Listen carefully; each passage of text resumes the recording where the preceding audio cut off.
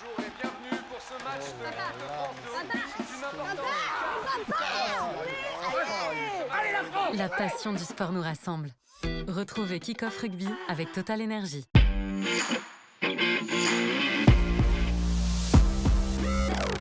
Salut à toutes et à tous, bienvenue dans ce 38e épisode de Kick-Off Rugby. On fait corps ensemble pour rentrer dans le week-end. N'hésitez pas à écouter cette émission sur les plateformes de podcast, Spotify, Deezer, Apple Podcast, entre autres, sur rugbyarma.fr, sur YouTube, sur vioxteny.tv. Ça en fait, le compte est bon. Avec moi en plateau aujourd'hui, Vincent Franco, Romain Lafont. Bonjour messieurs. Bonjour Théophile, bonjour Romain. Salut Théo et salut Vincent. Merci à tous de nous rejoindre dans le chat. Je vois que voilà, vous commencez à arriver tout doucement, ça commence à commenter. Je vous fais le programme de l'émission, comme ça tout le monde est au courant. On commencera par les actus en mêlée comme chaque semaine. On va parler de la nouvelle convention FFR LNR. On va parler de l'arrivée de Paiva à Paris, de l'exode des Australiens en Europe entre autres. On jouera ensuite tous ensemble, enfin je ferai l'arbitre et vous jouerez plutôt. J'ai deux experts à ma droite et à ma gauche là quand même. Non, si ne mets pas la pression d'entrée. Les gens vous attendent au tournant, moi également, et puis dans la rédaction aussi, voilà, vos performances seront scrutées de près. Composition inédite quand même d'encore. Composition inédite. On n'a jamais fait l'émission ensemble. Donc... Et c'est là où ça va être immense, c'est en fin d'émission sur les pronos, parce que là on a deux visages bien connus des gens qui nous suivent, les deux joueurs, Vincent, Romain de la Dream Team Prono, il manque que Quentin. Le leader n'a pas voulu venir, il reste caché.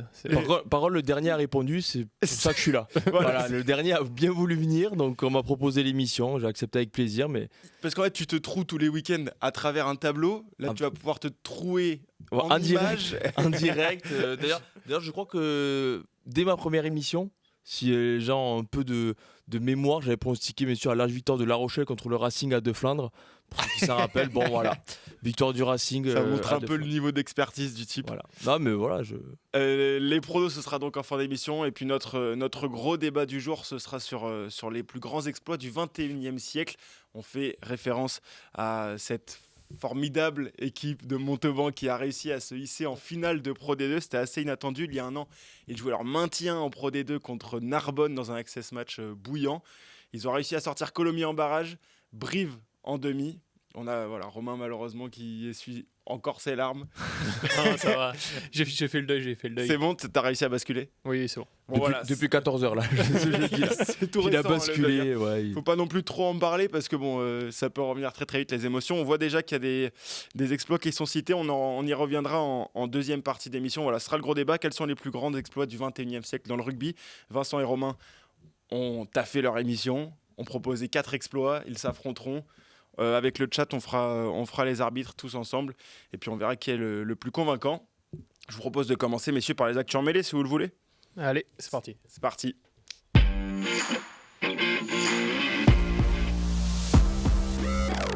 Ça me plaît là quand Romain, tu vois, il a lancé le jingle en fait. Et c'est parti là, tu vois, Ah oui, petite parenthèse. Voilà, en ce moment même, pour ceux qui nous écoutent en direct, les gens, les passionnés de sport le savent. On a Boisson qui joue contre Goff en demi-finale de Roland-Garros. Et Théophile en a un sur son écran. Donc voilà, moi je suis en double écran. Si vous m'entendez pas trop parler, c'est que je suis plus préoccupé par le tennis que par cette émission. Non, évidemment, on plaisante, mais voilà, vous pouvez réagir dans les commentaires, on lira, c'est vous qui nous tiendrez au courant du score. Et puis ceux qui nous écoutent ou qui nous regardent en replay, voilà, vous savez, nous non, nous pas encore. Les actus en mêlée, 15 minutes top chrono. Aurélien qui peut lancer le chrono en régie. On va commencer avec la convention FFR LNR pour cette tournée d'été. 3 matchs contre la Nouvelle-Zélande le 5, 12 et 19 juillet. Un match avant ça contre l'Angleterre à Twickenham. Et effectivement, ce sera c'est juste après le premier rassemblement, c'est le 21 juin. Et donc cette nouvelle convention, il y a quelques changements, mine de rien, et le plus gros, en tout cas celui qui a fait le plus parler, c'est l'intégration de 5 finalistes dans le groupe qui se rendra en Nouvelle-Zélande. Il y a certaines conditions qui n'aient pas connu trop de pépins physiques pendant la saison, pas plus de 2000 minutes. Pas trop joué pour résumer. Voilà, pas trop joué. On n'aura pas les superstars, mais on pourra quand même avoir quelques finalistes. Messieurs, est-ce que vous pensez que ça peut suffire pour avoir une équipe compétitive en Nouvelle-Zélande ? Vincent, tu as l'air déterminé pour répondre à cette question. Non, l'équipe type, bien sûr que non. Après, personnellement, je pense qu'on aurait une équipe compétitive même sans les finalistes. Ok. Quand tu vois les équipes qu'il y a et les joueurs qu'il y a en top 14, Après, la convention, j'ai l'impression que c'est un peu pour que les Néo-Zélandais se plaignent un peu moins, mais il n'y aura quand même pas l'équipe type. Par exemple, on peut s'avancer. Voilà, Fabien Galtier a d'ailleurs interview d'un Midi Olympique qui sortira voilà, dans le journal cette fin de semaine. Romain Tamac, on sait déjà par exemple qu'il n'ira pas. Mathieu Jalibert, Grégoire Aldrit, il dit voilà, qu'une décision est prise mais qu'il ne peut pas la communiquer, mais entre les lignes, on comprend qu'il le fera souffler. J'ai l'impression que c'est un peu pour calmer les Néo-Zélandais, pour leur dire oh, on a ramené des finalistes. Oui, mais parce attention, que ça faisait râler en Nouvelle-Zélande parce que bon, c'est une tournée qui est censée être hyper prestigieuse. Voilà, Nouvelle-Zélande, France, c'est quand même toujours des affiches un peu alléchantes. Et c'est vrai que les Néo-Zélandais, quand ils envoient leur équipe type et qu'on fait stade de comble au Stade de France et qu'ensuite nous on envoie une équipe peut-être bis. Il y a un peu de politique là-dedans, Romain. Enfin, les équipes bis, moi je rappelle quand même qu'en Argentine, on a fait plus que rivaliser avec l'Argentine, sans les finalistes. En Australie, c'était pareil. Bon, au Japon, c'est une concurrence moindre, mais c'était pas quand même catastrophique. Donc, non, moi, je ne m'inquiète pas pour l'équipe de France. Elle sera compétitive dans tous les cas. Avec 5 finalistes en plus, c'est toujours mieux. S'il y a Mathieu Jalibert pour guider le jeu, ça sera toujours mieux. Bien sûr. Mais non, je ne me fais pas de soucis pour l'équipe de France. Elle sera compétitive. Et ces 5 finalistes, c'est l'occasion aussi de voir des joueurs que... Oui, parce que on ne le voit pas forcément parce que si c'est ça. Toulouse, ce ne sera pas forcément les Toulousains qui sont indispensables au 15 de France.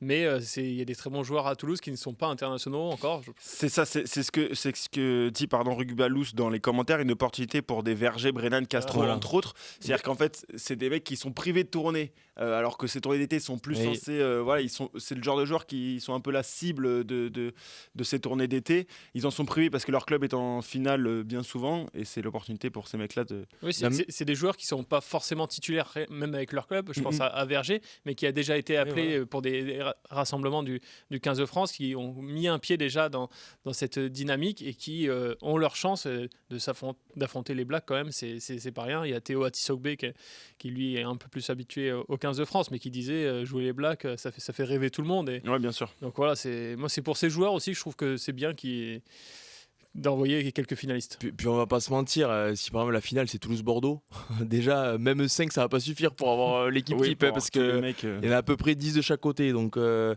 sera l'un de l'équipe type. Et aussi pour les Néo-Zélandais, il faut rappeler, la France jouera pas à l'Eden Park d'Auckland par exemple. Oui, il y a pas quand ils ont annoncé les stades, mythique. Ils ont dit c'est bon, ils iront pas à l'Eden Park, presque tu vois par vexation, j'ai l'impression. Ouais, c'est possible. Et après, là aussi, j'ai lu l'interview de Fabien Galtier, il a raison, comparé, parce que les Néo-Zélandais, ils arrivent en automne, ils ont 10 matchs à jouer. Hein. Enfin, le Super Rugby, ça a commencé à 3 mois, la phase finale, elle commence ce week-end, avant le top 14. Donc je sous-estime pas le Super Rugby, mais ils jouent 15 matchs de phase régulière de Super Rugby, 3 matchs de phase finale. C'est leur modèle et qui est puis différent, mais parce qu'ils sont, sont aussi sous contrat avec la Fédé, donc ils doivent être nécessairement mais plus physiquement, dispo. c'est incomparable par rapport à Yoram Moefana, par exemple, qui a joué le tournoi, qui a gagné le tournoi, qui a gagné la Champions Cup, qui va jouer la phase finale de top 14 avec Bordeaux, et lui dire bon mais maintenant tu pars cet été en Nouvelle-Zélande, tu joues 3 tests contre les All Blacks, et puis après tu rentres chez toi, tu as 2 semaines de vacances. C'est impossible. Oui, non, c'est clairement impossible. Ou alors il va se claquer. Le calendrier puis, tel qu'il est fait aujourd'hui permet pas forcément à ces joueurs de faire tout faire. Quoi. Par contre, ça permettra d'espérer des joueurs, comme je suis d'accord avec vous, Verger, Brennan, dans le même poste, par exemple Cyril Cazot, même s'il a pas mal joué, j'espère que ça lui coûtera pas trop cher, même si je pense qu'il aime jouer avec Bordeaux, mais... Voilà, des De Porter, des Bastien Vergne, Gazzotti, Castro Ferreira, même au 15 de France, ça sert en fait cette tournée, parce que bon, ça fait moins rêver forcément les équipes qui nous accueillent, parce qu'ils aimeraient bien évidemment avoir toutes les stars du rugby français sur leur territoire, mais en même temps ça sert au 15 de France de pouvoir avoir ces tournées un peu de prestige sur lesquelles tu peux lancer des joueurs, sachant qu'aujourd'hui on les envoie plus au charbon parce qu'on arrive à avoir un vivier suffisamment important pour pouvoir rivaliser. Non mais il y a 10 ans les tournées d'été c'était un calvaire. Non mais je suis d'accord, mais aussi on peut lister les mecs qui ont gagné leur place dans les tournées d'été. Hein. Ouais, bien sûr. Même à l'époque en 2021. Non, mais allez, vas-y. Jaminet déjà en 2021 en Australie. C'est pas lui qu'on pense. Qui est quand même titulaire au Grand Chelem. Le capitaine en Australie. Voilà, vas-y. Était Anthony Gelon qui à l'époque était joueur du Castres Olympique. Voilà, donc capitaine du Castres Olympique à l'époque, avec l'équipe de France. Non, mais il y en a énormément. Donc, bien évidemment que les All Blacks, c'est pas l'Argentine, mais l'Argentine aussi l'année dernière, on sous-estimait. Enfin, ils en ont pris 30 à la maison au premier test contre les Français. Bon, le second test, on l'a perdu, mais il faut voir le contexte aussi, on va pas tout rappeler.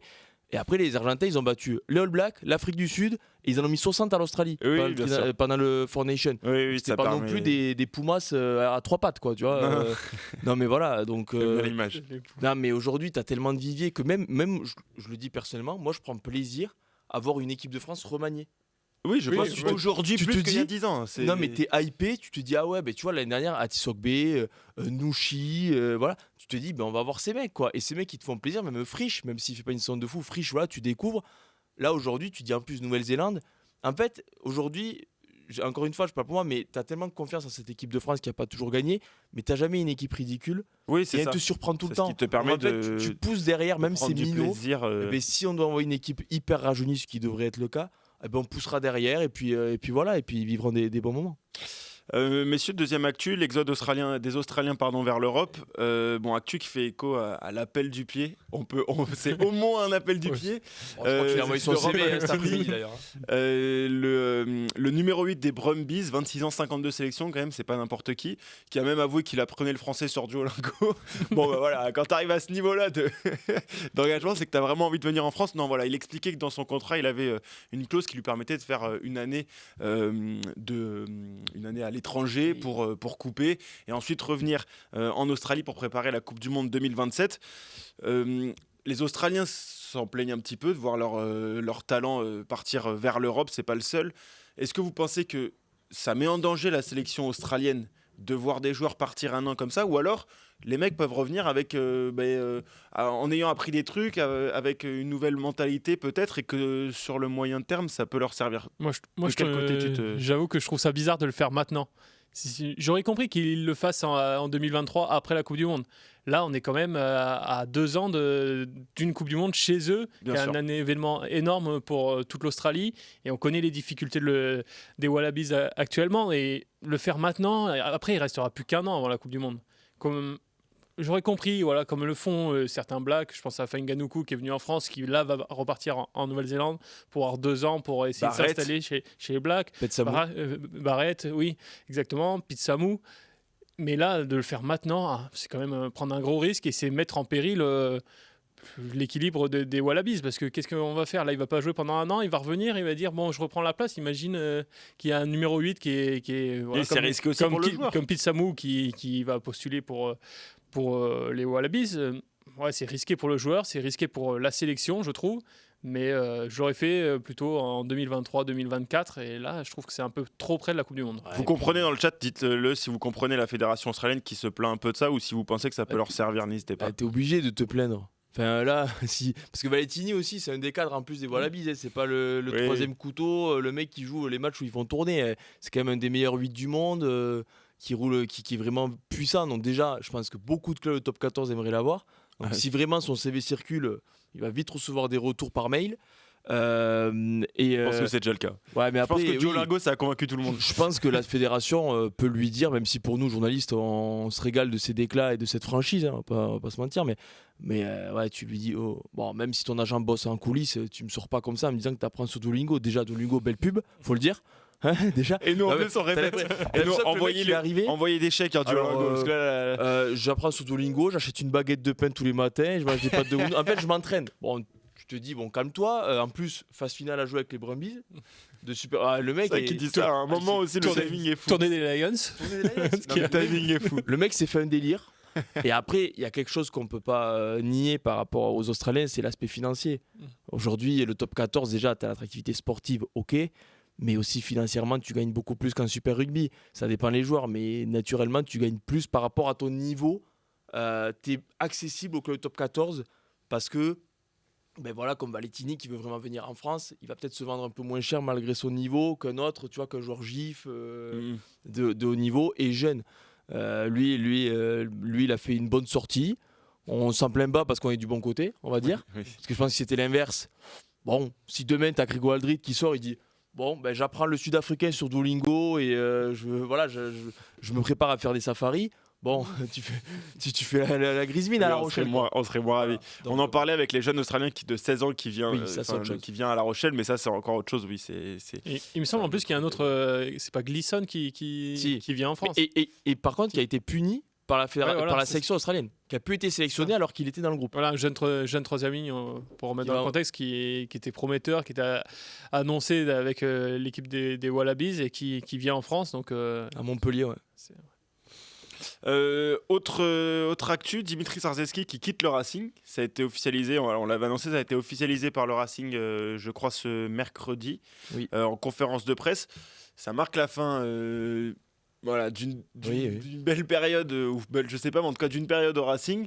Cette saison, elle est un peu particulière parce que voilà, Lancaster a été mis de côté, Colazo est arrivé au printemps, ils ont réussi à se sauver alors que le club était quand même dans une situation plus que délicate. Est-ce que vous êtes inquiet pour la suite du Racing? Est-ce que vous êtes content que une page se tourne parce que c'est le bon moment? Comment vous la voyez cette...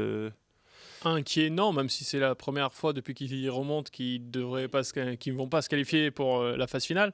Mais on sent quand même qu'avec Patrice Colazo, ils ont trouvé un nouveau souffle. Un second, je sais pas, il y en aura peut-être un troisième après, mais un nouveau au moins, et qui les a remis sur une bonne dynamique. Parce qu'à un moment, on va le rappeler, on parlait de maintien quand même pour le Racing. Ouais, Donc, c'était très inquiétant. Donc ouais, c'est un nouveau souffle. Est-ce que Dimitri Zarzeski le fait au bon moment? Je sais pas. Après, je suis pas dans la tête de l'entraîneur, de comment ça se passe. C'est vrai qu'il a connu pas mal de choses. C'est peut-être le moment de partir pour lui. On connaît pas encore toutes les raisons de son départ, mais voilà.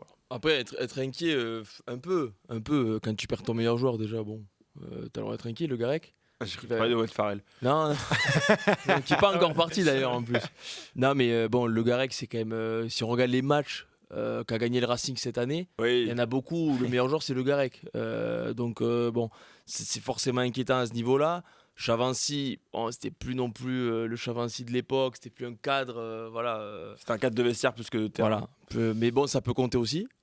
Dimitri Zarzeski, ouais, après c'est la fin d'un cycle. Il a eu un très bon passage en tant que joueur. Il lève le Brennus en 2016 en tant que capitaine. Donc oui, c'est une page qui se tourne plus dans le cœur des supporters du Racing et du club. Après, lui, à voir s'il rebondit de suite, s'il a des projets. Il a parlé chez nos confrères voilà, de l'équipe et tu comprenais que c'est lui qui a décidé de partir parce qu'il voulait plus de responsabilités, tout ça. Donc, est-ce qu'il a déjà un projet ailleurs où on lui dit tu vas être manager numéro 1? Ça, j'en ai aucune idée et j'ai pas du tout d'infos là-dessus. Mais après, écoute, on lui souhaite de rebondir à notre ami Dimitri. D'ailleurs, Stuart Lancaster qui a rebondi au Connacht aussi. Et oui, Ils rebondissent tous. très vite. Enfin, très vite. Oui, plutôt belle destination. Ouais, écoute, belle destination. J'ai pas vécu trop au Connacht, moi. Ah bon, En tout non. cas, l'Arena et le stade de Galway, ça va changer quand même. Oui, Oui, pas la même ambiance. Il Pas a, la même ambiance, bon. pas la même modernité. Non. Oui, voilà, il va découvrir autre chose. Bah, il va toucher l'herbe et puis il va avoir les mains mouillées, il va pas comprendre déjà. Qu'est-ce qui se passe? Comment c'est possible? Il va y avoir de la pluie, du vent, il va faire mais qu'est-ce qui se passe ici? Passer de Paris au Connemara. Il a. Voilà. Il va voir les vestiaires aussi avant le match, ça peut lui faire un peu. Ah oui, ça peut lui non, faire mais un peu voilà, chaud. donc ils rebondissent un peu tous. Et après, oui, le Racing, tu vas partir sur un petit projet avec Patrice Colazo et Dimitri Zarzeski ne sera pas dans le projet de Patrice Colazo. Et Colazo, Romain, en tant que briviste, Colazo qui a eu un court passage chez toi, à la tête d'un club comme le Racing, est-ce que tu crois en ce featuring? Pour le moment, on peut pas critiquer. C'est plus que Mais satisfaisant plus que dans le côté, tu vois, plus que dans le côté pompier, opération maintien, tu vois, genre pour essayer d'aller de nouveau chercher une qualif et potentiellement un titre dans un Après, moyen, long quand terme. il a eu le temps de le faire, comme il a pu le faire à La Rochelle, ça a porté ses fruits. Donc, je sais pas, ça fait longtemps qu'il n'a pas eu un projet sur plusieurs années ou plusieurs années, saisons, voilà. Mais moi, j'y crois. Déjà, il a redonné une âme au Racing, ce qu'ils avaient un peu perdu ces derniers temps. Donc, c'est surtout ça que je trouve important. Et si c'est sur la bonne voie, espérons pour le Racing que ça continue. Moi, j'y crois. Je suis excité en tout cas de voir Colazo à la tête d'un projet sur le moyen long terme. Je trouve que c'est Déjà, ce qui est sûr, c'est redonner une que chance, le quoi, pompier Colazo a éteint le feu plus rapidement au Racing qu'à Montpellier. oui, Montpellier, il a quand même attendu l'access match pour sortir le camion rouge et la sirène. oui. Bon, au Racing, voilà, il a. En tout cas, il l'éteint toujours au bout d'un Mais moment. il l'éteint toujours, c'est vrai. Et là, on va lui donner les clés, donc à voir Moi, je suis excité en tout cas. L'objectif, c'est de ne pas rallumer un dès le début de la saison prochaine. Parce qu'au bout d'un moment, si le pompier allume le feu. Commence à être pyromane, on va si le s'en pompier sortir. pyromane, on s'en sort plus là. Au bout d'un moment. 4-1 pour Coco Goff contre Boisson, pour ceux qui se posent la question. Non, parce que Aurélien m'a dit dans l'oreillette 4-0, je me suis dit, il m'a dit ça il y a 5 minutes, avec un peu de chance, il y a eu un jeu supplémentaire, on peut se rassurer. Voilà, 4-1. N'hésitez pas dans le chat à tenir au courant aussi. À O'Connect, il y a un terrain synthétique aussi. Bon bah voilà. C'est Nicolas Begui qui nous. Il peut être mouillé. Il peut être mouillé. Oui, parce qu'il n'y a pas de toit, oui. Ah bah là, oui, là je veux bien, mais à Racing tu risquerais avec la condensation un peu, peut-être. Oui, mais, avec la transpiration, etc. Ouais.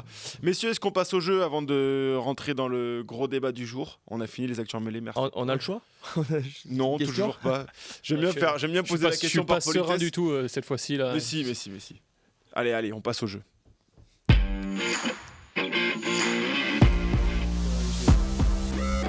Eh ouais, Romain, je m'attendais à ce que la tu lances transition. Le jingle encore. Bon. Oui. Ah, je peux pas tout faire. Non. Non. Mais tu fais un bon début, Allez. tu fais un très bon début d'émission. Et Vincent, tu vas rentrer dedans tout petit à petit. Ouais, moi je suis le Racing, moi. J'attends Colazo qui me donne. Toi, t'attends les pronos pour sauver ton émission. T'es Loïs Boisson sinon. Oui, voilà. Oui, voilà, tout doucement. Je te souhaite une demi-finale à Roland-Garros en tout cas. Bah, je rappelle qu'il y a 12 mois, elle avait les croisés. Donc pour moi, j'ai encore l'objectif d'un un joli motif d'espoir. Dans 12 mois, être en demi-finale de Roland-Garros face à Yannick Sinner. Je te le souhaite. Les jeux, messieurs. Alors, il y aura une petite composition d'équipe pour commencer. Elle est un peu amusante, je trouve. Bon, parce que je la connais, donc forcément, c'est plus drôle quand on la connaît que quand on doit la deviner. Alors, on a parlé dans le début des Actu en mai de la convention FFR-LNR. On a parlé de la tournée de l'équipe de France en Nouvelle-Zélande.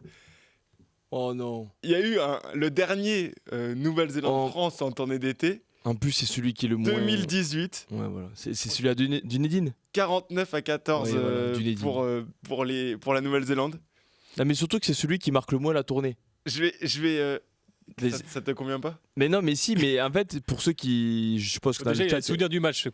Là, mais et justement, dans ceux qui nous écoutent et vous, je sais que vous connaissez bien le rugby, c'est celui qui marque le moins parce qu'il y a celui avec le rouge de Fall là, oui. Qui est le deuxième. Il y a celui de Grosso. Celui où Grosso à Auckland en plus à Eden Park, donc tu t'en souviens forcément. Et celui-là, bon. Tu t'en souviens forcément. Quand tu t'en souviens forcément, il met une pression sur Romain. Oui, là. Non, alors j'ai aucun souvenir de ce match. On adapte quand même à la difficulté de la compo. Déjà, vous pouvez donner des Néo-Zélandais aussi, qui sont peut-être plus faciles à trouver. D'accord. Et ensuite, vous avez le droit à 5 erreurs. Ouais. Alors que d'habitude c'est 3. Et après on joue ensemble, non? On va galérer. Et à la fin vous jouez ensemble. Alors dans le chat quand même, c'est Guetira TV qui dit banger, c'est Haribo banane parce que oui sur le plateau on a des Haribo banane. Je suis pas du tout d'accord, mais d'accord. Alors chacun ses goûts. Moi je préfère les langues de chat. On a des langues des langues de chat vertes. Bon, n'hésitez pas dans le chat à commenter voilà. Banane. Donc ce qu'on dit c'est pas intéressant. Non. Après on va. Le bambou Haribo c'est beaucoup mieux. Bien mieux. La composition. Bon Romain, tu peux commencer si tu veux. Équipe de France, Nouvelle-Zélande réunie, c'est toi qui vois. Je vais dire Barrett. Boden Barrett. Boden Barrett qui est. Si ça commence bien, si je peux. Pas sur la combo. mais oui, mais parce que la série elle est déjà gagnée, donc. Boden Barrett, c'est une première erreur pour J'ai souvenir, je pense que Damien McKenzie débute ce match. Damien McKenzie qui débute ce match et qui met je ne sais combien de points, il met 2 essais. C'est une de ses premières sélections. J'ai aucun Numéro 10, Damien McKenzie. Numéro 10, je vais dire Perenara. Du coup. Perenara qui était sur le banc, numéro 21 du côté de la Nouvelle-Zélande. C'est marrant parce qu'on fait d'abord la combo de la Nouvelle-Zélande avant celle de la France. Équipe de France, je pense que le 10, c'est Belot. Oui, Anthony Belot, titulaire à l'ouverture du côté de l'équipe de France, numéro 10.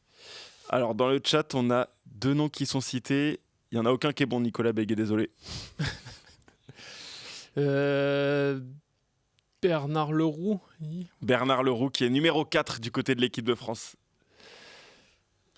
Alors, je vais le dire parce que je crois qu'il marque à Wellington. Gomessa. Sedate Gomessa, qui est numéro 18, effectivement, de l'équipe de France. Kamisha, qui était talonneur titulaire numéro 2 en équipe de France. Bien joué. En troisième ligne, si je me trompe pas, à l'époque, c'est Gourdon, non? Il n'y a pas Gourdon. Gourdon numéro 8 de l'équipe de France, bien joué. Je vais repartir de l'autre côté, moi. Je vais faire Cody Taylor. Cody Taylor numéro 2 de la Nouvelle-Zélande, ça marche. Pareil, je vais rester avec Lil Black. Je crois qu'il marque Rieko Ioane. Rieko Ioane numéro 11 qui marque un triplé. Et voilà. Rétalic. Brody Retallick qui n'est pas sur cette feuille de match. ouais, Deuxième déjà erreur deux. pour Romain Lafont. Et le plus triste, c'est qu'on prend 50 points. Faut se le dire. Tu me dis que Bouden Barrett et Brody Retallick jouent pas. Et en plus, je le répète, mais les Damen Mackenzie et Rieko Ioane, à l'époque, C'est très, c'est très des jeune. jeunes prodiges. Personne ne sait trop C'est très jeune. ce que ça va faire à l'avenir. Quoi. 2 salles, 2 ambiances quand même. Oui, effectivement, les deux équipes. Dans les commentaires, mais 2 salles, 2 ambiances. Oui, bon, ben voilà. On était sur ce petit souci de tournée d'été. En troisième ligne, je crois qu'il débute pas, mais je vais le citer par pur plaisir. Ce qu'il a cette tournée, c'est Mathieu Babillot. Mathieu Babillot qui est titulaire numéro 6. Magnifique, voilà. le castré. Je m'attendais à ce que tu le cites plus tôt. Ben oui, mais en fait, j'étais sûr à Wellington, mais je savais pas s'il jouait ce match. Est-ce qu'il y a Jefferson Poirot?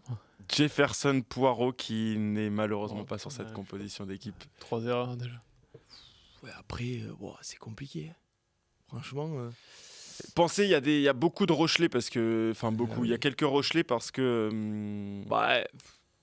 Antonio doit y être, non? Antonio numéro 3, oui. Il y a Benarous. Ben Arous qui n'est pas là, Je désolé. vais chercher Romain. les Racing parce que j'en vois là sur. Est-ce qu'on a sorti le capitaine de l'équipe de France? J'écoute. Non, mais il y a pas Ah, le est-ce capitaine que- qui est sorti, je c'est signalé crois quand il y a- pas. c'est le capitaine. Ok. Non, non, c'est pas signalé. Bon, je vais le tenter. Est-ce que c'est Maestri encore? Maestri, numéro 5, Ah, c'est oui. une bonne réponse.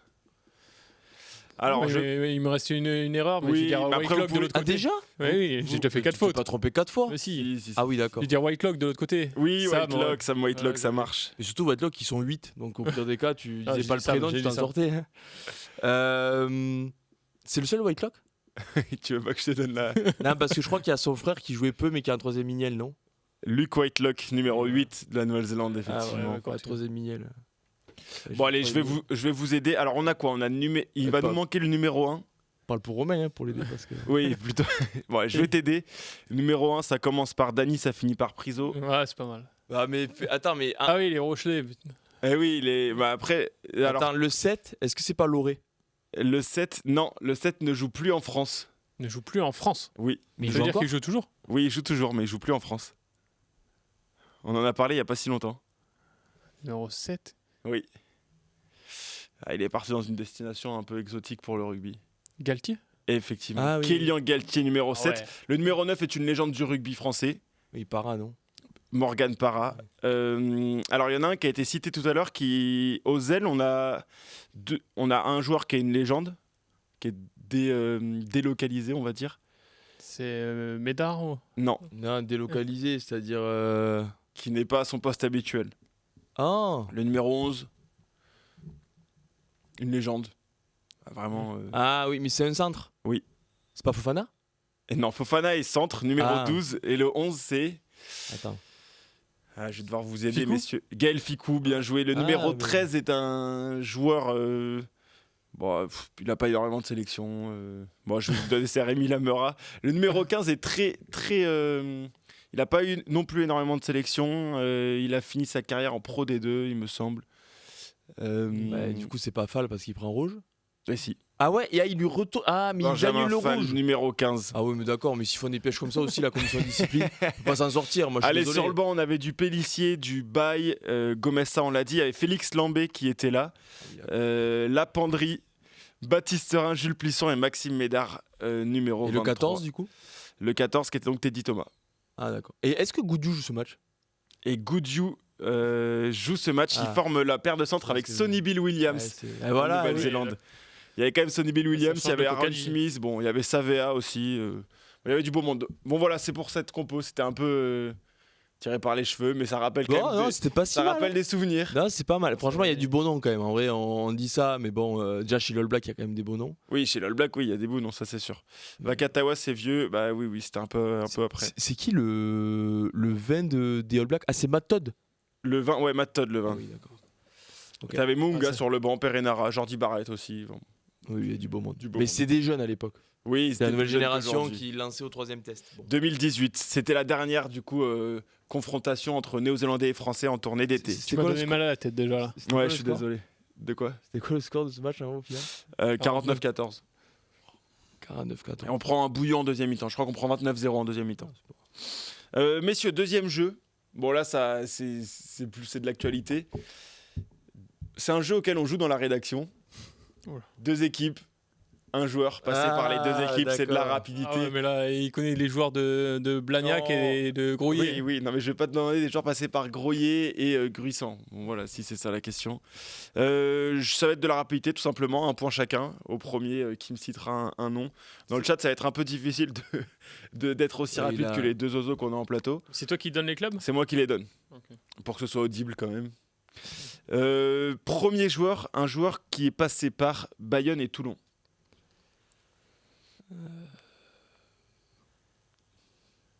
Oh, le coup dur. Bayonne et Toulon. Attends, c'est Ah, dur bah, ok, depuis. on va être depuis- catastrophique là déjà. Bayonne et Toulon. Dans le chat, vous avez vos chances du coup. Un joueur Ah passé oui, par là, Bayonne et Toulon, il faut deviner. Ah, messieurs, quand même. Bayonne Pas et- des moindres. Hein. Oui, non, mais j'imagine. Là, je suis désolé. La vraie. Attendez. Ouais, vous cherchez. Ah, il là, faut ça qu'il y est, joue là. actuellement là. Ça m'étonne. Non, un joueur qui est passé par les 2 clubs. Mais il y a un joueur qui joue actuellement et qui est vraiment pas n'importe qui, quoi. C'est le mec qui a connu que ces 2 clubs en plus. C'est immense. Oui, bien sûr, dans le chat, ils ont été plus rapides que vous à l'écrire. Ils sont 3 à l'avoir donné. Hein. Vous Ah êtes oui, d'accord. cataclysmiques. Oui, mais parce que là, on se prend la tête Allez, pour rien. allez, là. Charles Olivon, vous êtes, Ah oui, vous êtes, oh vous là êtes là. affreux tous Ah les oui. deux. Vous êtes affreux. Oh, non, mais là, Il y en a c'est pas 1, possible. 2, 3, 4 personnes qui ont réussi à l'écrire avant que vous ayez le temps de le dire. Ouais, non, en plus, j'aurais pu le chercher longtemps, j'avoue. Là. Non, mais là, c'est que- ouais, là, désolé parce qu'en fait, déjà, comme il joue pas en ce moment, malheureusement blessé. Oui, c'est pour ça que tu l'as oublié, oui. Ah oui, d'accord, pardon. Bon, c'est pas grave. oui, là. Vous pouvez vous rattraper sur un joueur passé par Racing et Lyon. Bon, bah. Bamba, premier point empoché par Romain Lafont. Bravo. Bien joué. Un joueur passé par Clermont et Montpellier. Clermont et Montpellier. Malzieu. Malzieu. Ouais. Oui, Julien Malzieu, parfait ça. Catastrophique. Magnifique. J'aime 2-0. pas ce jeu. 2-0. Mais dans la rédac, t'es imprenable. Non, vous dites je suis imprenable, pas du tout. La dernière fois on a joué, j'ai pas gagné. hein. Très bien. Paul La Rochelle. Paul La Rodil. Rochelle.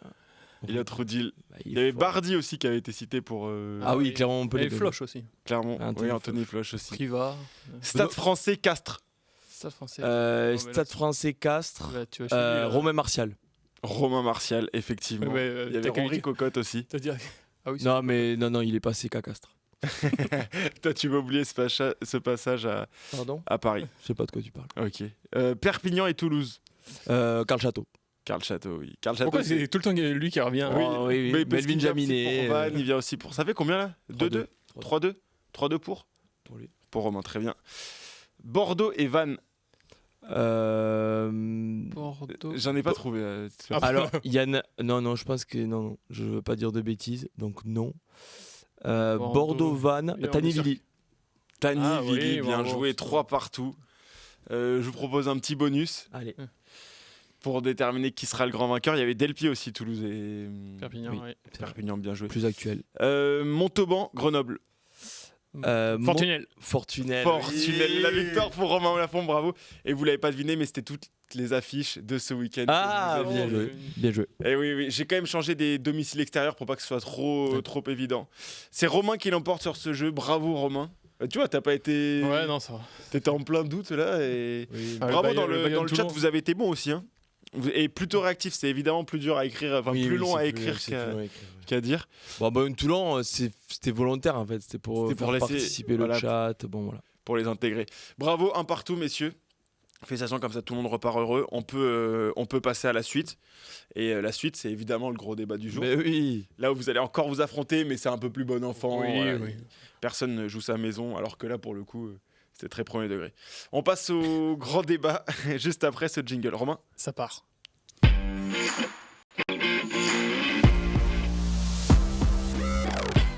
Le score, s'il te plaît, Aurélien, de ce match de tennis 6-1, 1-0 pour Goff. Bon, bah c'est bien. Alors, vraie question, le 1-0, c'est un break ou un jeu de service gagné pour Goff? Parce que là, sinon, c'est. Service gagné. Ah, pardon. pour Goff. Bon, bah c'est bien, on va passer un bon moment.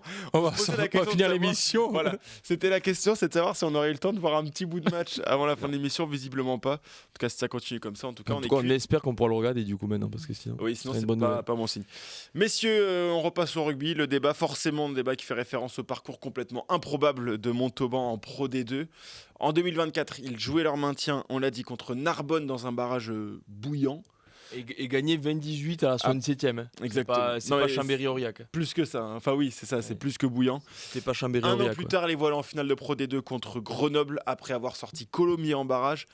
Nice, Brive, pardon, en demi. Oui, j'ai intégré Ils ont Nice. je sais sorti, ils pas ont ce qu'ils sorti font là. Nice aussi. hein. Déjà, Nice, ça aurait été un énorme exploit. On l'aurait mis là, demi-finale de Pro D2.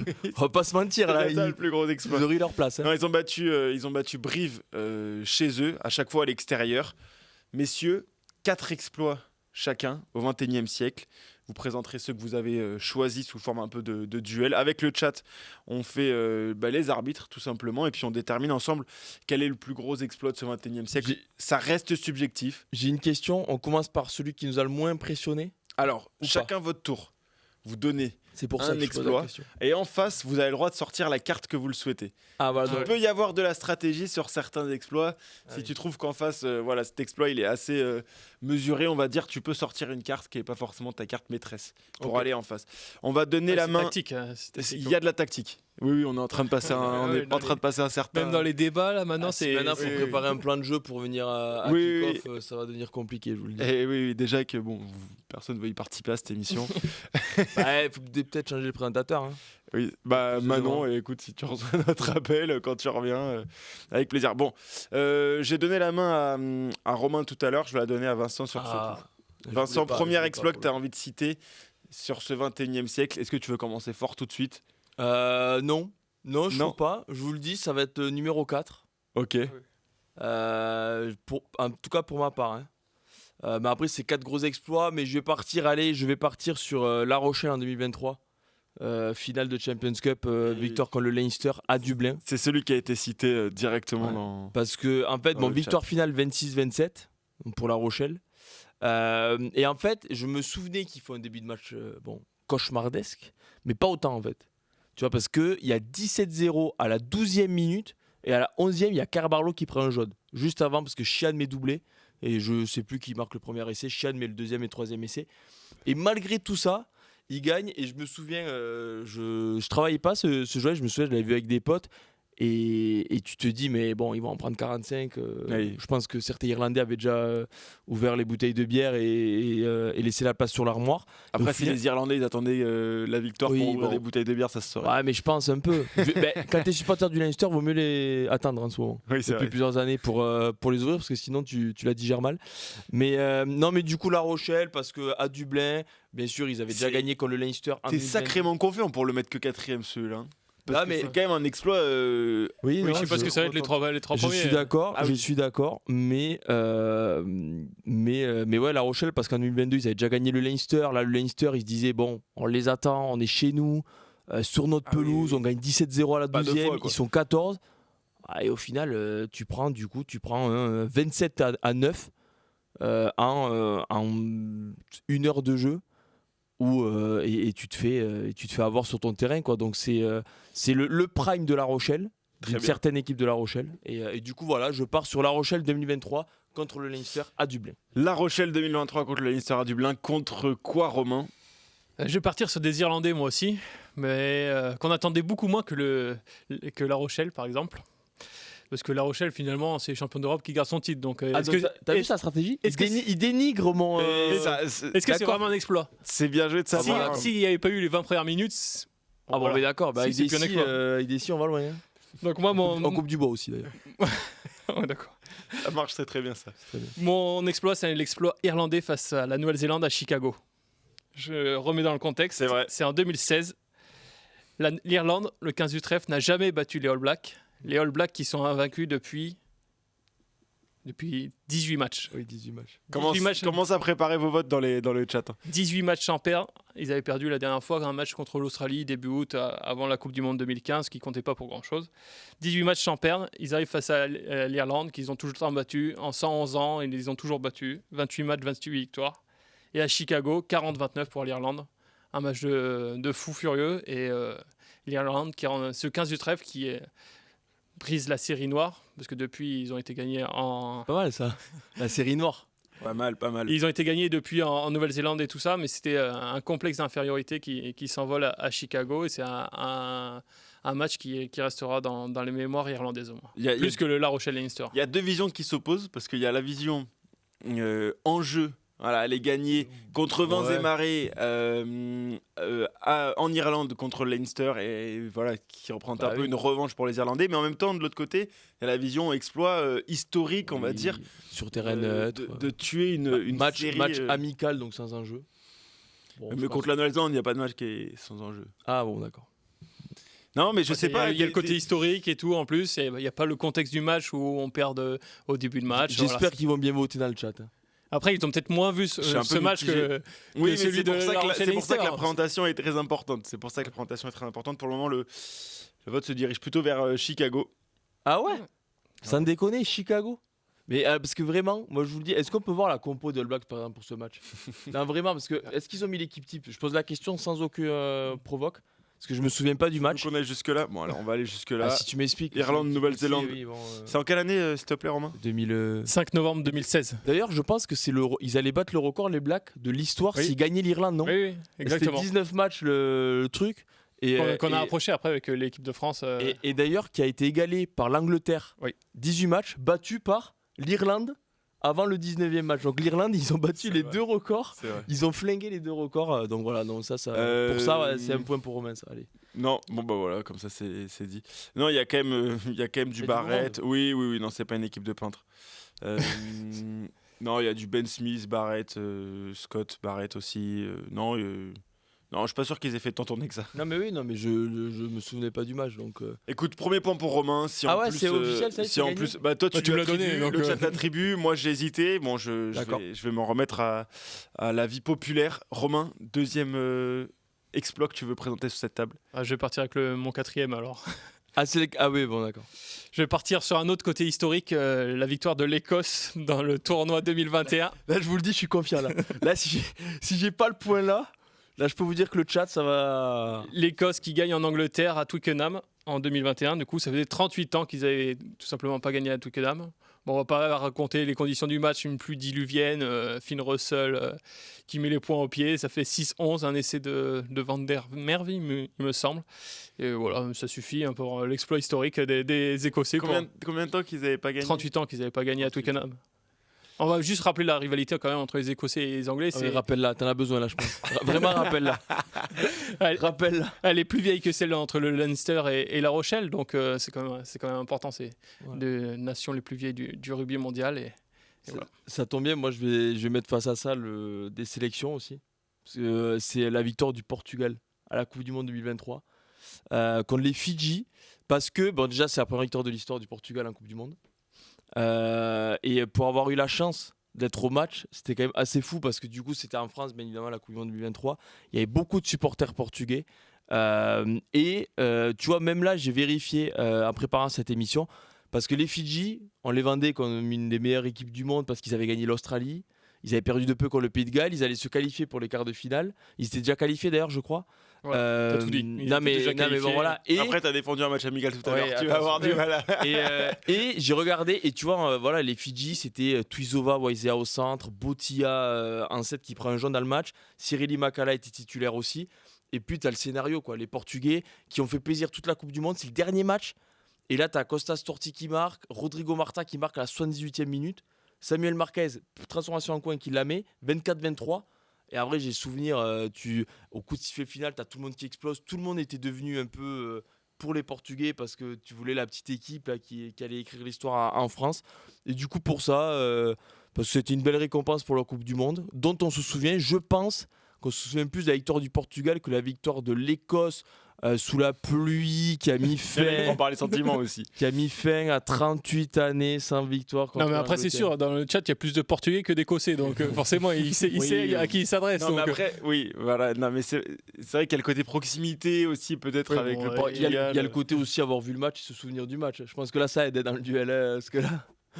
Excusez-moi. mais- voilà. Tu t'en souviens pas de la victoire de l'Écosse en Angleterre On ira voir Jérôme Prévost après pour lui voilà, demander d'accord, lequel est. D'ailleurs, si On le Jérôme, fera tu peux venir. te mettre sur Twitch pour voter pour moi, s'il te plaît. Non, bon, je Voilà. pense que là-dessus, on. Non, mais Bon, après, tu l'as un peu galvaudé celui-là. Tu as annoncé. Ouais, j'ai tout dit de que suite- c'était le T'as quatrième. annoncé tout de suite que c'était le Je cherchais quatrième. parce que Tu y allais sans trop de conviction. j'en avais d'autres, mais je me les suis fait voler donc. non, Oui, non, parce qu'ils ont tu- dû tu- se mettre d'accord, forcément. Oui, il ment parce qu'il y avait que la Rochelle contre le Leicester. Et au final, c'est celui que t'as battu, donc sans regret. Oui, mais voilà, là, voilà. j'aurais battu le Portugal avec ce match-là. Je sais pas, personne ne saura jamais. On va pas refaire le match. Hein. Oui. Un partout. Vincent, troisième carte à abattre. Ah ouais. Bon là, c'est le cœur qui va parler. Je préviens quand même, c'est le cœur qui va parler. Parce que là, il y a la cote à 1,01 qui va passer parce que Aurélien me dit dans l'oreillette, cote à 1,01, il va parler de Castres. Ah bah oui, là D'ailleurs, forcément. je pensais qu'il allait mettre 4 matchs de Castres. Moi. Oui, je pensais aussi. Et c'est là où tu es gentil parce que c'est vrai qu'il y a eu au moins plus de 4 exploits du CO ces dernières années, donc j'aurais pu le faire. Mais je ne l'ai pas fait, pas par choix. Non, mais je vais commencer par l'épopée en 2018 du Tu CO. vas commencer. Oui. Tu as commencé, donc ça veut dire que tu vas faire un autre truc après Qui, pour Encore, moi est plus fort que la victoire en 2018. encore un truc Et à je trouve que trier. c'est un match qui est sous-coté, mais attention. Attention. Allez, vas-y. À toi de non. le vendre, Vincent. Allez. Donc là, c'est qu'un, hein, c'est que ton troisième. Oui, oui, oui. En 2018, est-ce que j'ai besoin de le vendre beaucoup? Je ne le pense pas. Puisqu'en barrage, déjà le CO, faut se le dire, à 2 journées de la fin, ils sont quasiment éliminés. Sauf qu'il faut aller gagner à La Rochelle, qui est invaincu depuis plus d'1 an à domicile. Un match dont on se souvient tous les dimanches à 12h30. Donc j'ai toujours pas pardonné à Canal+. De toute manière, faut le savoir. Dimanche à 12h30 à La Rochelle, à l'époque du Colazo et Garbajosa. Le CO va gagner à La Rochelle, se relance dans les qualifications, accroche la 6e place un peu à l'arrache. Bien évidemment, tu joues chez le 3e, qui est le Stade Toulousain. Castres a battu 2 fois Toulouse en phase régulière cette saison-là. Donc Toulouse, la rivalité commence à naître. D'ailleurs, en phase régulière, victoire 41-31 du CO. C'est le plus haut total qu'a pris Toulouse à domicile à l'époque en championnat, 41 points.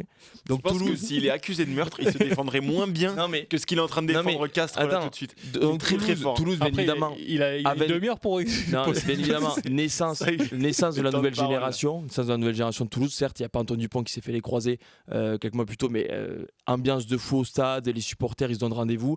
Il n'y a pas match à Toulouse. Les supporters se donnent rendez-vous. Non mais ils se donnent rendez-vous, les supporters toulousains. Il n'y a pas match. Il y a 23-6 à l'heure de jeu. Ils marquent à la fin de Toulouse, mais il y a 23-6, il n'y a pas match. Demi-finale, du coup, tu joues le deuxième, le Racing, à Lyon.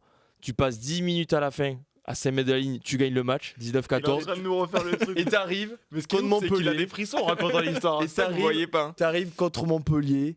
Montpellier qui en a mis 40 à Lyon. La pire en finale des demi-finale. 10 dernières T'es années. un gros mytho parce que tu as 30 points.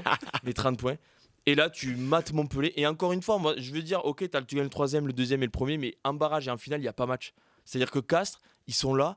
Tu sens que Montpellier, dès la demi-heure de jeu, ils vont pas gagner. Juan Pinard, il passe complètement à côté. François Stein aussi. Et du coup, tu sens que Castres va le faire.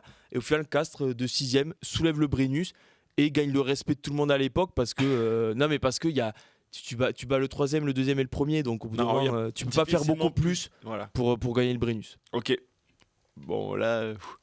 C'est dur de passer après. Allez, ça. mon Romain, accroche. On peut préciser que Loïs Boisson a déjà perdu là, après cette démonstration de. Oui, c'est vrai que. Non, mais. Ah, pardon, j'ai vraiment cru. Là, Loïs Boisson a eu le temps de perdre 3 jeux hein, depuis que tu as commencé à parler de. Non, mais voilà. Non, mais est-ce que dans le chat, voilà, c'était Oui, clair Ponel, voilà. c'est- oui. Moi, j'ai mis un autre exploit. Qui est, Ah, oui, j'imagine. un autre exploit. Moi, je voulais mettre le même exploit finalement. Fin du débat. On m'a pas dit si c'était positif ou négatif comme exploit. Donc j'ai mis Agen. C'est très fort. J'ai C'est mis très fort la qu'il la saison joue d'Agen maintenant. Non, 2020-2021. mais ça, c'est moche. Non, mais ça, je peux pas perdre contre ça, là. Mais c'est moche, ça. Non, mais j'écoute les arguments de Romain. Je me laisse. Voilà. 26 matchs, 0 victoire, 2 points, 1100 points encaissés. J'ai trouvé ça. Tout le monde s'en souviendra au final. Dans quelques années, on se souviendra de la saison d'Agen après Covid. Ils t'ont fait quoi, les Agenais? Pas grand chose, mais c'est un exploit. On me demande un exploit. Ah, mais là, votez dans le chat parce qu'honnêtement, c'est opposition de style. Mais c'est. Bon, vas-y, Romain, tu peux étayer un petit peu plus. peux pas, ça. il peut pas. Que dire de plus? Il peut pas. Il n'y a que des chiffres là, pour le coup. Ils s'étaient sauvés quand même avec le Covid, même s'ils étaient avant-dernier quand le Covid est arrivé. Donc c'était le Stade Français qui était dernier.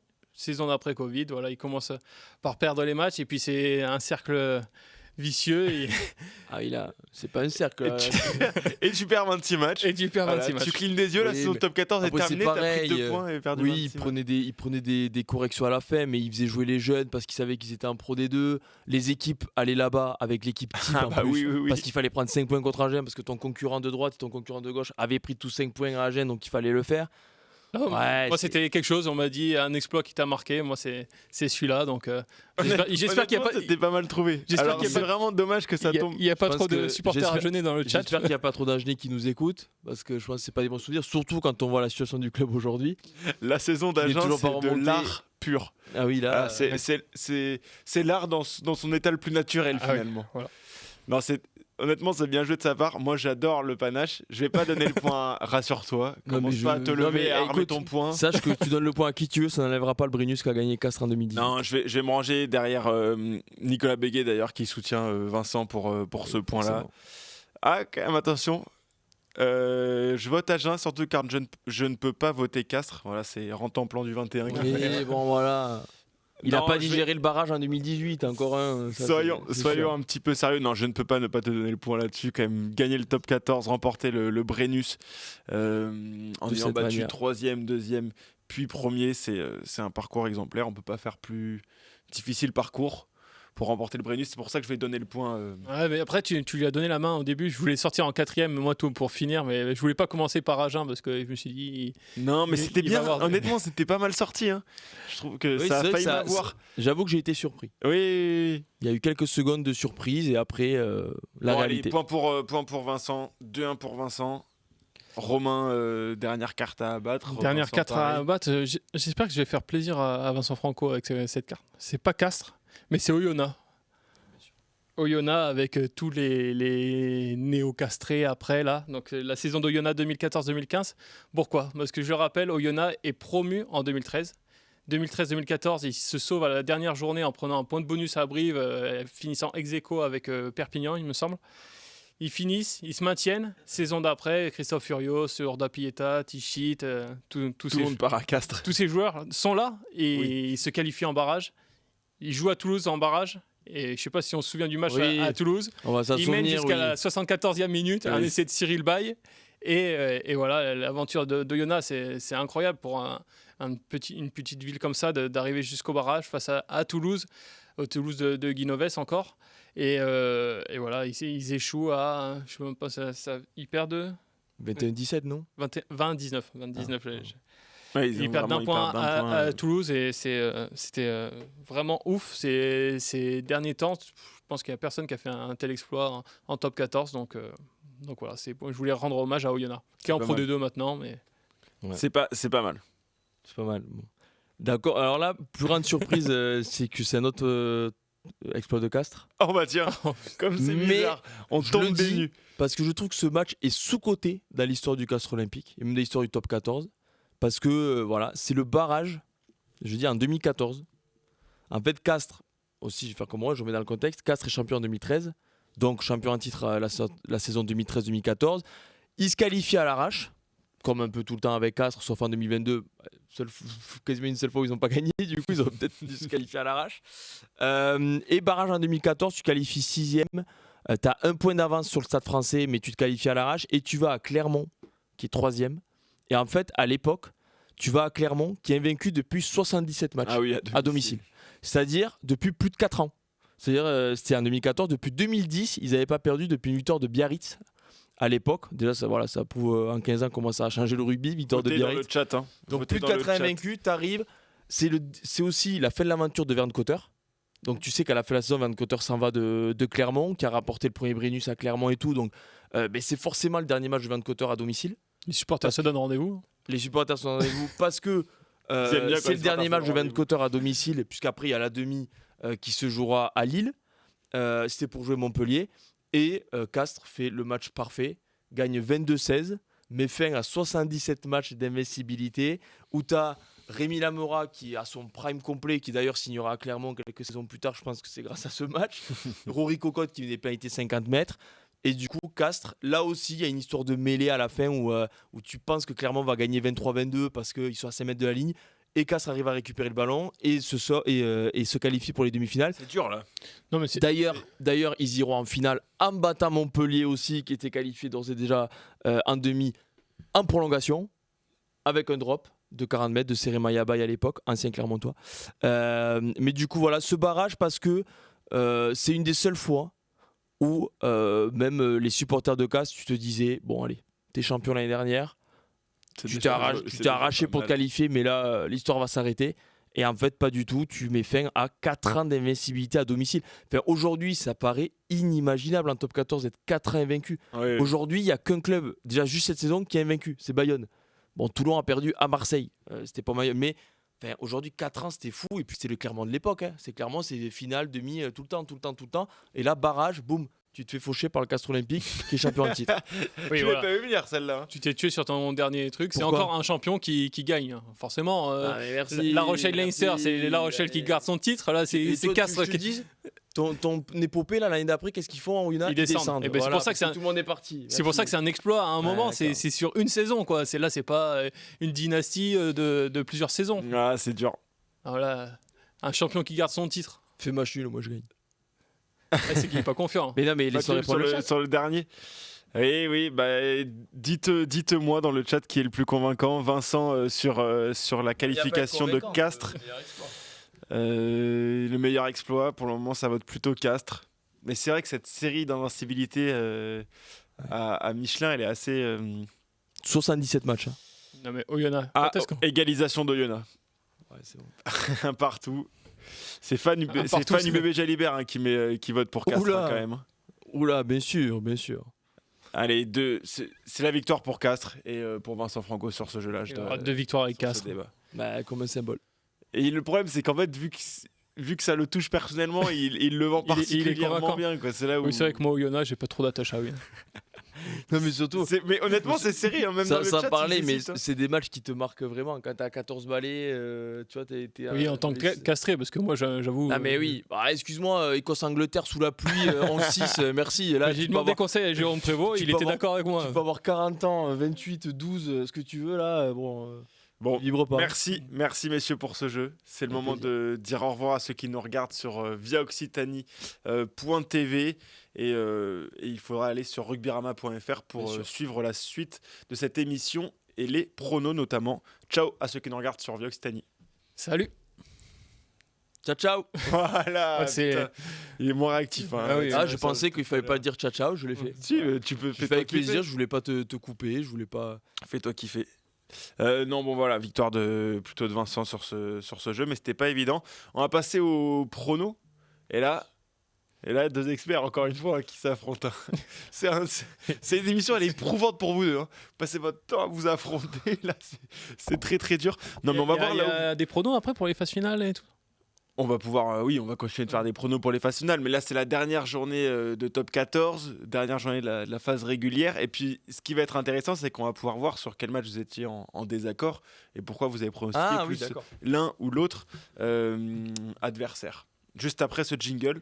Ça part.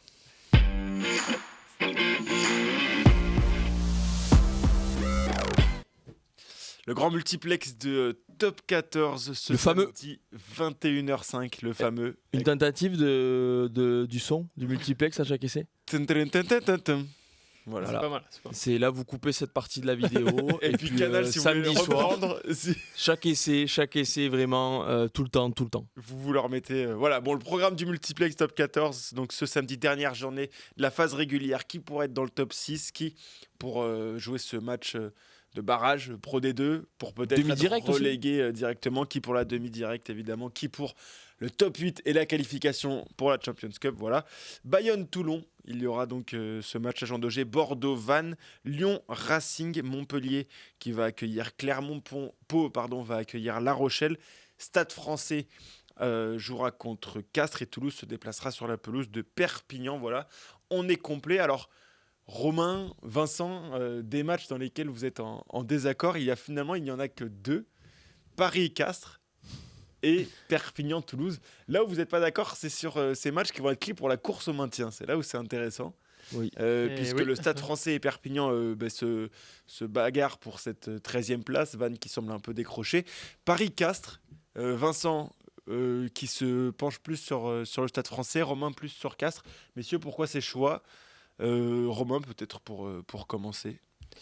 D'une part, parce que le Stade Français ne me rassure guère depuis plusieurs semaines et plusieurs mois maintenant. Et ils ont perdu Sékou Makalou, il me semble, la dernière fois. C'est vrai. Donc c'est quand même une arme. C'était peut-être leur meilleur joueur qui leur sauve le match à Perpignan, enfin qui est important à Perpignan, qui est important ces dernières semaines dans les matchs vraiment cruciaux pour le Stade Français. Il devrait ne pas être là. Donc, et puis en face, c'est une équipe castresque qui n'est pas encore mathématiquement qualifiée. Donc s'ils veulent réussir l'exploit de se qualifier pour la phase finale, ils doivent gagner au Stade Français. Je les en vois capables. Ils peuvent même aller chercher un barrage à domicile en cas de contre-performance de Bayonne que je ne vois pas. Car il l'a si bien dit, ils sont invaincus à domicile. Mais ouais, je vois ces Castrés décrocher leur qualification et aller jouer un barrage à Bayonne une semaine après. Et là, possiblement faire l'exploit parce qu'ils pourraient mettre un terme à l'invincibilité à domicile des Bayonnais. Des pièces tout le long, c'est fort. Tout à fait. C'est fort. Vincent, toi qui du coup pronostique plutôt le Stade Français, est-ce qu'on est sur du karma inversé ou est-ce que tu le penses pas profondément? du tout. Tout simplement parce que j'ai vu un article dessus cette semaine qui m'a rappelé les mauvais souvenirs, c'est-à-dire que Castres ne gagne jamais à Paris. Ils n'ont jamais gagné un top 14 au Stade Français et je ne sais pas pourquoi ils n'y arrivent jamais. Alors on va me dire il y a une première atout, les séries sont faites pour se terminer, tout ce qu'on veut. Tu nous l'as prouvé tout au long de cette émission. Tout ce qu'on veut, bah oui. Ça sera un exploit alors. Bien évidemment. Mais non, je vois le Stade Français dans un match. Le Stade Français, je me dis, bon allez, tu vois, comme ils ont gagné contre Lyon, à l'arrache, je pense qu'ils ont compris vraiment qu'il faut un peu se bouger les fesses parce que sinon ça peut vraiment Pas compris là. mal tourner. Non mais je pense que la victoire contre Lyon leur a fait un peu de bien. Contre le Clermont, ils ont complètement lâché en seconde période, mais la première mi-temps est quand même très bonne.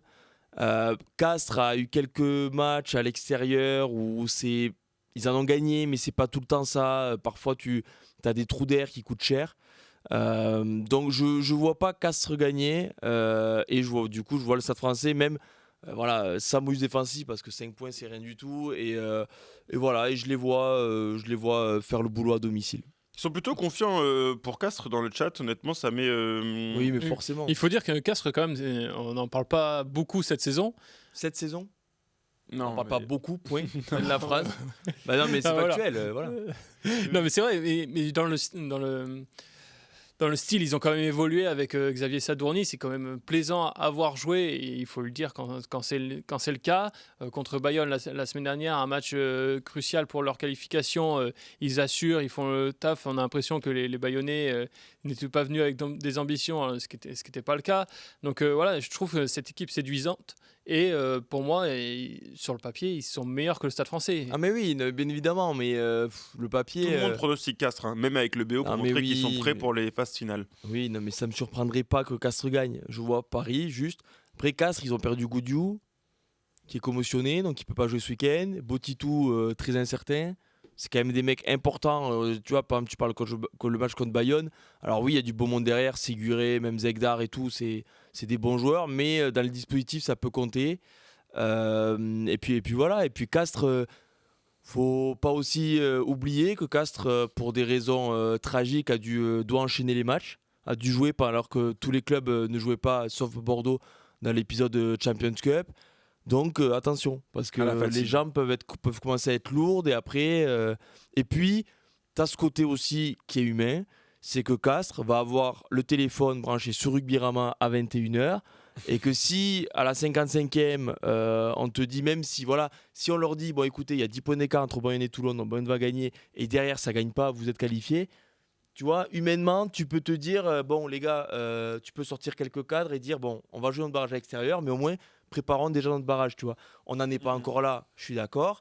Il y a beaucoup de raisons, mais voilà, tu peux avoir ces résultats en même temps que toi. Tu vois le Stade Français, du coup, se maintenir. C'est terminé à Roland-Garros, défaite de Boisson, 6-1, 6-2. Ah oui, d'accord. Voilà, en exactement 1h12 de jeu. Bon, bah oui, ça fait 1h03 qu'on est en direct. Donc fin de l'épopée, voilà, ça, les comptes sont bons, finalement. Et alors, il y a quelqu'un qui a suggéré de mettre ce jingle sur les essais refusés. celui que je vous ai fait tout à l'heure pour le Mixtech. Ce qui est pas une mauvaise idée. Ce qui est assez drôle de mettre le bon jingle quand il y a essai, et après tu mets le mien quand l'essai est refusé. Voilà, bon, on va le suggérer encore une fois à Canal+. Donc, Vincent, si je comprends bien, tu vois le Stade Français se maintenir directement et Perpignan en barrage. Oui. Romain, mathématiquement, c'est plutôt l'inverse. Et oui, parce que je vois les Catalans là, portés par la Furia catalane l'emporter face à Toulouse, parce que même si ces derniers temps, c'est pas trop ça, Perpignan, avec l'absence d'Oviedo notamment, qui leur fait mal sur les dernières semaines, c'est une équipe qui sait jouer ces matchs-là pour le maintien. Ils ont l'habitude, contrairement au Stade Français, ils sont programmés pour jouer le maintien, eux. Et même s'ils auront encore une chance, s'ils finissent 13e, d'aller gagner à Montauban ou à Grenoble, c'est une équipe qui aime ces matchs-là, qui est devant son public, va avoir ce 16e homme vraiment, ou ce 24e homme comme vous voulez. Et je pense qu'ils peuvent vraiment faire la différence, d'autant plus si Oviedo revient, il est possible qu'il revienne dans le groupe. Toulouse, on ne sait pas dans quel... ils ont gagné contre Lyon assez facilement, mais ils étaient tous d'accord pour dire après, c'était pas non plus hyper convaincant. Est-ce qu'ils vont mettre la grosse équipe? Est-ce qu'il y a plein d'inconnus à Toulouse? Donc, à domicile, ça aurait été à Toulouse, j'aurais dit complètement l'inverse. Mais là, à domicile, je me dis, c'est le match, pas de la dernière chance, mais de l'avant-dernière chance. S'ils peuvent avoir leur maintien là, autant le faire et ne pas se faire un match à l'extérieur, un barrage. Donc, c'est vraiment avantage aux Catalans dans un match serré, mais avec l'appui du public. L'appui du public qui fait la différence. Un point seulement séparé ces deux équipes avant la dernière journée, je le rappelle pour les gens qui nous... En fait, moi je suis un peu dans la même mentalité que pour Castres. Comme je pense que le Stade Français va faire le boulot contre Castres, je pense que humainement, tu peux avoir un côté Perpignan qui se dit bon, allez, va falloir le jouer cet access match. Donc ne nous tuons pas non plus contre en plus le Stade Toulousain qui, quelle que soit l'équipe, va avoir de très bons joueurs sur la pelouse, des joueurs qui, même si tu fais un peu tourner, qui veulent gagner leur place pour la demi-finale. Des joueurs aussi qui, même si tu mets des mecs qui sont les titulaires indiscutables, veulent se rattraper parce que les dernières semaines n'ont pas été très faciles pour Toulouse, notamment la défaite contre le Racing qu'ils ont vraiment en travers de la gorge. Donc, va falloir montrer de belles choses à Toulouse pour préparer la demi, c'est la dernière chance, de toute manière. Donc, je vois Toulouse quand même faire un match consistant et pas balancer le match comme ça, même si ce ne sera pas facile. Et puis un Perpignan qui va tenter sa chance, mais qui va possiblement... c'est mes pronos, donc je suis ma logique personnelle, qui va voir le Stade Français gagner, donc qui va se dire... Il y a de la cohérence dans tes pronos. Voilà, non, mais en fait, c'est de la cohérence. Tu les vois vraiment lâcher, même à domicile, là, se dire on peut en prendre 50. D'accord, mais tu te dis, on va laisser Oviedo, par exemple, qui revient jusqu'à la 78e, on risque de le perdre, et après on va en Pro D2. Je pense qu'à choisir, Perpignan, ils préfèrent perdre contre Toulouse et rester en top 14 que jouer leur vie contre Toulouse, possiblement gagner et se cramer pour l'access match à l'extérieur. Je pense que dans les têtes, c'est toujours mieux d'arriver avec une victoire en access match que d'avoir pris 50 points ou 40 points à domicile. Je sais pas, oui, c'est une stratégie, mais je sais pas, quand tu te mets en mode access match, justement, mentalement, au moins si tu perds, tu te dis cette défaite, elle n'est pas volontaire, mais en tout cas, on n'a pas tout fait pour le gagner. Donc, psychologiquement, on a les ressources c'est moins dur à accepter que si tu mets tous les ingrédients, tu mets tout ce qu'il faut, mais tu perds quand même. Là, tu te dis, c'est qu'on n'a peut-être pas le niveau. Voilà, c'est tout. Après, je suis ma logique, donc ça peut être tout à fait l'inverse. Castres peut faire un match de fou, ou un bon match, et Perpignan peut se gonfler, et voilà. Mais bon, faut aller d'un côté quand même. Avant de vous faire votre propre avis, quand même, on tient à rappeler le classement de la Dream Team. Quentin qui est en tête avec 210 points, Romain 206 points et Vincent à 200 points, sachant que j'ai prévenu tout le monde dans la rédaction sur cette dernière journée, les points sont doublés, donc rien n'est joué, on est là pour les en fait, je peux clairement gagner encore. Moi, je tiens à rappeler que Quentin a pris plus 10 points que le 6 Nations, sinon il serait au niveau de Vincent. Donc c'est Romain qui serait, qui serait en tête. Non, mais en tout cas, ce qui est intéressant, c'est qu'après 26 journées, ça reste quand même très serré et tout le monde peut. Ça prouve qu'on n'est pas. Soit on est tous les trois très mauvais, soit on est plutôt bons. Tous des pipes. Voilà. C'est homogène, non. Voilà, on ne sait pas à quel niveau, si c'est au bon niveau ou dans la médiocrité. Après, pour le coup, c'est rare qu'il y ait autant de différences. Oui, c'est vrai. Beaucoup non plus. Il y a quand même Stade Français où on a personne n'a le même, donc il y en a un qui aura forcément 3 points, sauf si Castres gagne sans laisser le bonus. Match nul. T'as de grandes chances qu'il y ait 3 points. Oui. Perpignan, moi ça va me coûter cher si Perpignan gagne. Voilà, t'as quand même Pau La Rochelle, regarde, Kanté il a pas mis pareil. Lyon, il y a que toi qui as mis différemment de nous. Voilà, il y a des 4 matchs sur 7 quand même où c'est différent, donc c'est beaucoup. Oui, à coup de 3 c'est ou vrai. 1 point ou 0, à coup de 3 points x 2, je t'explique. Moi, si je Ça fais fait six. un pronom mieux que toi, je suis à égalité déjà. Donc tu vois, voilà, donc ça va vite. Il le prend à cœur en tout cas. Non, je et le ce prends qui pas est à énorme, cœur, c'est pas du que ça me permet de basculer tout de suite sur la question de Nicolas Becquet. Une question, vous gagnez quoi? Pas grand chose. Et c'est là où c'est très très fort. C'est là où on voit les vrais compétiteurs. C'est que même s'il n'y a rien à gagner à la clé. Oui, mais Bon, bah, voilà. en Il y a fait, quand même moi, un honneur dans la rédac. déjà, Ah oui, et moi- quel honneur. moi je joue pas pour gagner parce que même si je perds, c'est toujours une leçon. Donc voilà, j'en tirerai les leçons. Ça serait- tu ça serait gagnes, un exploit. toi, t'apprends, quoi. Mais en fait, S'il j'hésite gagne, déjà. ça serait un exploit et on pourra le remettre Sa- l'année sachez Je prochaine. vais que- faire une série. Sachez que c'est pour sa dernière journée, j'ai hésité la semaine à contacter Patrice Colazo pour qu'il soit mon pompier et m'aider Sur les pour pronos. cette dernière journée. Bon, je l'ai pas fait parce qu'il avait un match à préparer. Oui, ça m'étonnerait que tu l'as appelé, qu'il t'ait demandé de pronostiquer Lyon. Ah ouais, détrompe-toi. Bon, voilà. non, je rigole. Bon, on a fait le tour. Juste un mot quand même sur la finale de Pro D2. On est obligé d'en parler. Moi, je vois Brive. Désolé. C'est moche, c'est moche. Non. Tu vois Brive regarder le match à la télé. Ah oui. Bon. Non, Brive évidemment qui n'est pas sur cette finale. C'est Grenoble qui jouera contre Montauban, donc l'invité surprise à Ernest Vallon. Ce sera à 17h30 ce samedi. Logique respectée ou nouvel exploit de Montauban. On va se répéter toutes les semaines parce que depuis Ouais. le début des Ils ont des sorti phases le finales de Pro D2, troisième, le deuxième. et- Déjà, faut le dire, si on en suit la logique Casse-13. Montauban joue pour une place dans Kick-Off Rugby dans 10 ans, quand on fera les plus beaux exploits des 15 dernières années. Déjà, c'est quand même une motivation énorme Évidemment, pour les Montalbanais.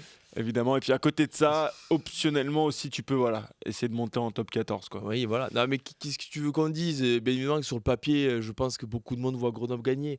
Comme beaucoup de monde voyait Brive gagner, comme beaucoup de monde voyait Colomiers gagner. Au bout d'un moment, bien évidemment que moi je vois Grenoble. Je passerai pour un bip si Montauban le fait. Je serai très heureux pour eux, mais moi personnellement, je vois Grenoble gagner. Je pense à chaque fois que ça va être le match de trop un peu pour Montauban et que ça ne va pas tout le temps passer. Et puis voilà, Grenoble, même s'il y a quelques absents, ils sont programmés pour ça depuis 2-3 mois. Même ils ont mal fini la phase régulière parce qu'ils étaient assurés d'être en demi. Donc il fallait juste gagner la demi pour retrouver Ernest Vallon. Ils ont perdu les 2 dernières finales contre Oyonnax et Vannes. Ils ont des joueurs qui ont de l'expérience, qui sont programmés pour être en top 14, pour gagner cette finale. Donc j'ai du mal à avoir des arguments en faveur de Montauban. Est-ce que Romain, Montauban t'a suffisamment impressionné contre Brive pour imaginer qu'il renverse Grenoble sur cette finale? Ouais, j'avoue je suis prêt à tout maintenant. J'avoue que j'étais un peu abasourdi parce que je m'attendais pas du tout à ça vendredi dernier. Mais là, il faut s'attendre à tout avec ces Montalbanais qui jouent complètement libérés. Même si contre Brive, ils devaient jouer de partout, comme l'a dit Fred Kersi, et ce qu'ils n'ont pas fait, mais ça, ils l'ont très bien pas fait. Donc ouais, je ne sais pas à quoi s'attendre avec cette équipe de Montauban. J'avoue que premier abord comme ça, j'irai vers Grenoble parce que, comme il l'a dit, Vincent, ils sont programmés pour. Il dit depuis 2-3 semaines, mais je dirais depuis 2-3 ans. J'ai dit 2-3 mois. 2-3 mois, ouais. Moi, je te dis 2-3 ans. Mais voilà, après, je m'attends à tout avec cette équipe montalbanaise, complètement décomplexée, qui arrive avec son équipe qui est rodée depuis les barrages, les demi. Ils n'ont pas pété ils ont pété personne. C'est vrai que c'est un peu un miracle. C'est non. incroyable, alors que Grenoble arrive avec Oui. des porteurs de balles en moins. Je pense à Javakia, je pense à leur numéro 8 qui est suspendu. Et quelle suspension!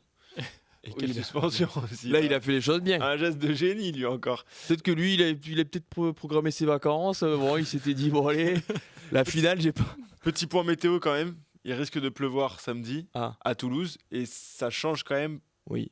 Ça désavantage pas Grenoble.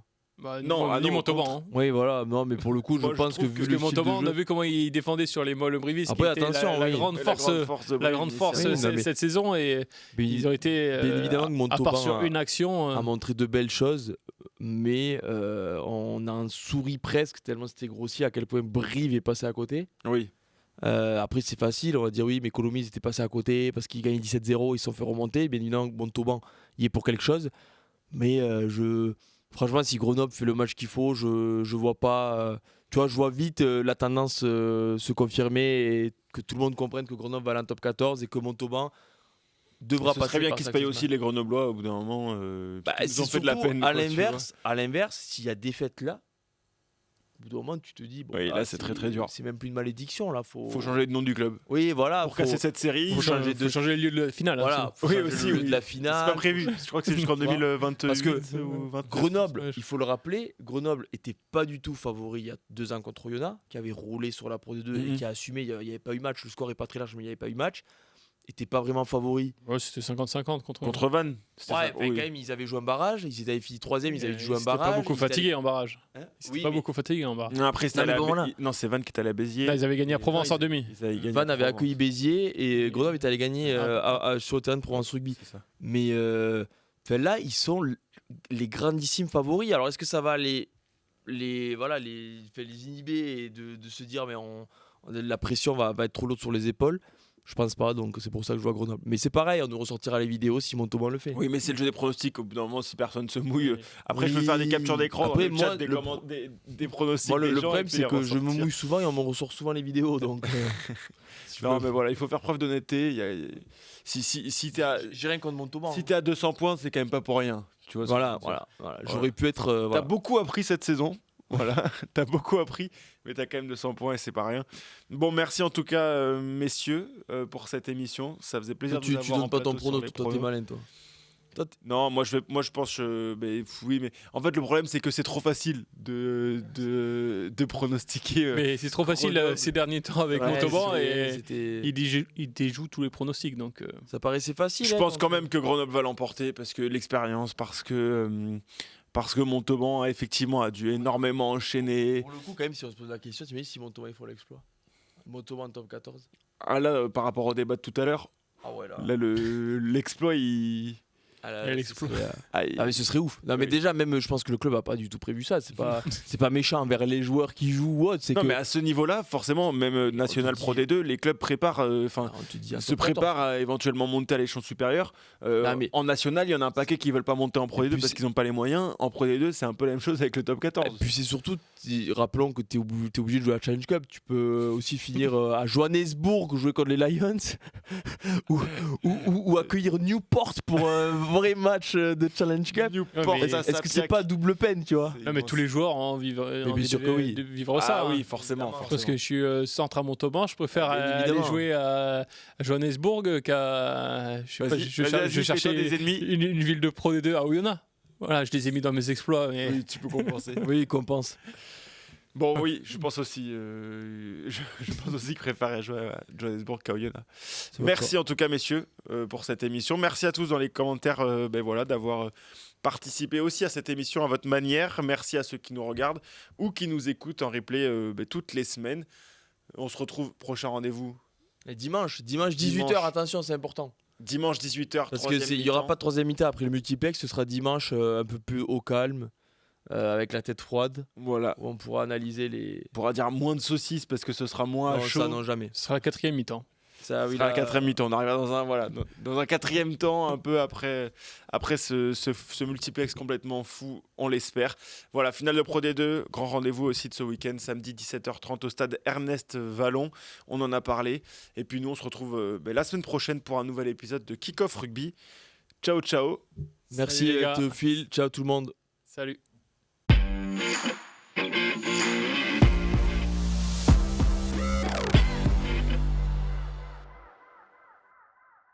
Oh, l'interception à la dernière minute. Vas-y, mon petit, jusqu'au bout. La passion du sport nous rassemble. C'était Kick-Off Rugby avec Total Energy.